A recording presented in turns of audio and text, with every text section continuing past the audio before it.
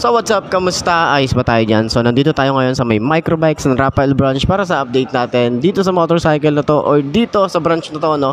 Marami silang mga bago rito at gusto ko lang din kayong i-update sa mga motorcycle nila, lalo na dito sa may Microbike HDC 150. So umpisa na natin yung walk around at yung visit dito sa branch nila. So umpisa na natin. Ayos siya. I was born to be a fighter, had these dreams and desires. I would be something better, energy, got a fire in my soul to keep burning, a pain that keep hurting, a curse is emerging, feel the thirst, keep on working, I won't stop, I won't quit, to the top of this shit. I get lost in the work, sweat dripping, not a bitch. I get mad, I get pissed, I get after this shit, hit the gas, feel the grip, adrenaline, never miss, I'm not patient.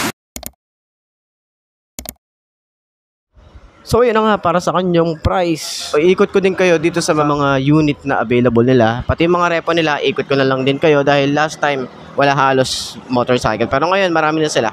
So ayun, tulad nun, di ba? So yun na nga. Para sa kanyang headlight, eto, LED na to. Tapos meron siyang round style na LED rin. Tapos LED na rin yung ating signal light dito. Meron tayong reflector side by side, naka-telescopic fork, na meron tayo ritong rubber boots at naka-drum brake tayo dito sa harap, naka-wide spoke. Ang kanyang size dito ay 3x17. So maganda rin yung kanyang fender dito sa harap, maganda yung framing dito at gusto ko yung kulay niya. Alam niyo naman ako, gusto ko yung mga kulay red eh. So meron na rin tayo ritong kickstart at meron din tayo ritong monitoring nung kanyang oil. Ayan, so 150cc, 5-speed, all goods, di ba? So, maganda yung kanyang tapakan dito. Yan, smooth lang din. Footpegs natin, maganda rin. Maganda yung style niya. Combination ng rubber and metal. Mahaba yung kanyang tambucho rito. At meron din tayo ritong cover. Na stainless naman yan or metal. So, may swing arm din tayo rito. Naka-dual shock tayo dito sa likod. Adjustable siya. At naka-drum brake din tayo rito sa likod. At wide spoke na rin yan. So, tube type nga pala itong harap at likod nito, no, yung tires niya, no. So yung size din dito, same lang din dito sa harap, 3x17.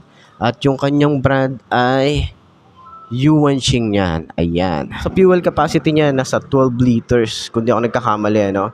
And then naka-upright position tayo rito para sa kanyang handlebar at kagandahan dito sa kanyang panel gauge. Naka-analog type siya pero round style, and then meron tayo ritong RPM, meron tayong neutral, pag naka-high beam, signal light, and then simple lang yung ating ignition. Simple lang din yung ating susi. Dito naman sa side or dito sa gitna, nandito yung gear indicator, meron tayong fuel gauge dito. And then, dito naman is yung kanyang speedometer, odometer, and then yung mileage niya. So, sa mga switches niya, meron tayo ritong park light and headlight, electric starter. Dito naman, signal light, and then busina, and then high and low. Sa clutch, yan, smooth lang din. Maganda yung grip. Maganda yung grip niya. Tapos yung throttle, medyo malalim lang to, yung part dito. Tapos, yung kanyang front brake, smooth lang din. Ayan. So, sa upuan, makapal yan. Okay?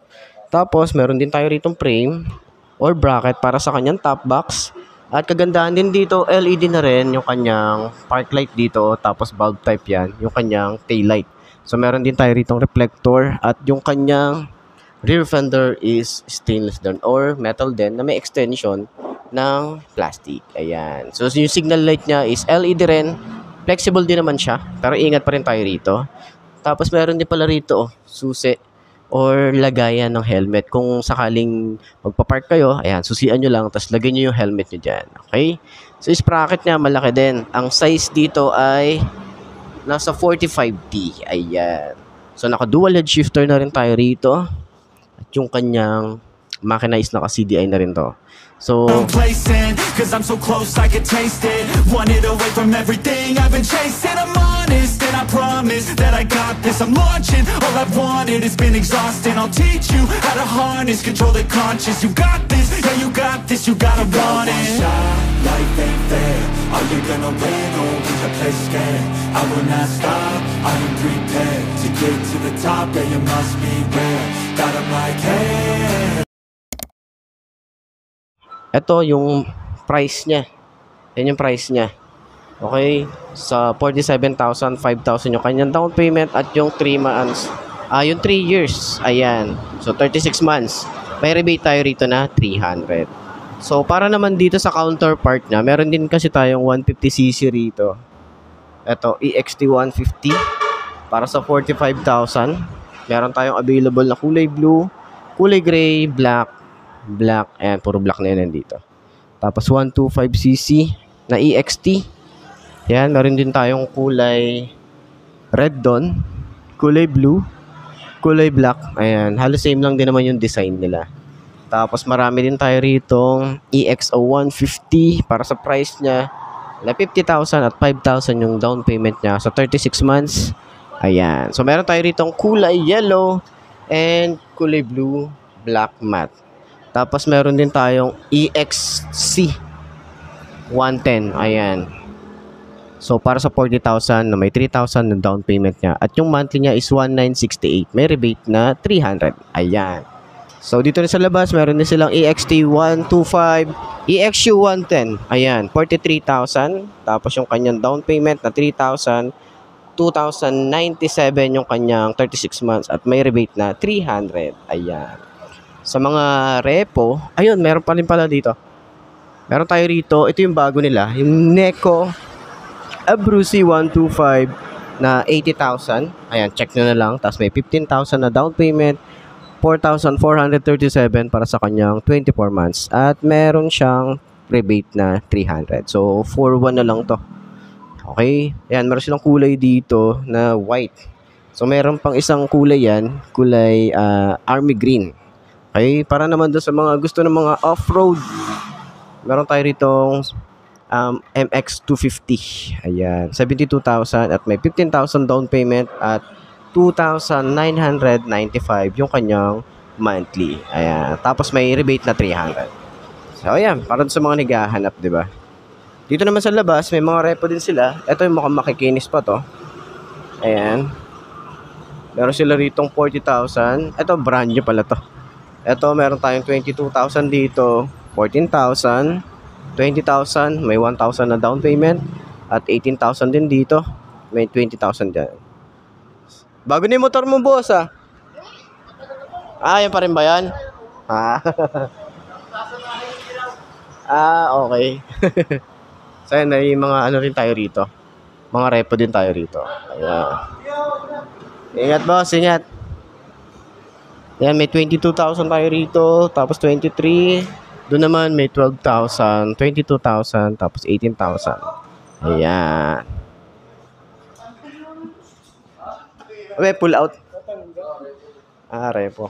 Makinis pa to. Magkano kuha? 18? 3,3. Monthly yun, monthly? Okay. So, ayan, meron din sila rito. Makikinis pa yan, mga yan, oh. Check nyo na lang din dito. Okay, para doon. Sila boss yung mga makakausap nyo. So, yun na nga. Sa mga bagong motorcycle, puntahan nyo na lang dito. Baka trip nyo yung mga pang tricycle. Meron tayong classic dito. Ayan, pang enduro. Ayan, tapos mga pang business type tricycle and then scooter. Meron din tayo dyan. So, ayan, puntahan nyo na lang dito. Ayos na ayos yan. So, yun na mga best, no? Ito na ba ang motor na babagay sa'yo? Kung ito na nga ay markahan mo na at mag-subscribe ka na sa aking YouTube channel. I-click mo na rin yung notification bell para updated ka sa lahat ng videos na upload natin. Dito araw-araw sila yung tatandaan, wala sa brand ng motor ang tatagal yan. Kung di na sa pag-aalaga mo yan, tatagal yan, ayos na ayos yan. So, kita ka na lang ulit tayo bukas. I'm Mark D. Ciao. Maraming salamat sa inyo. Babush.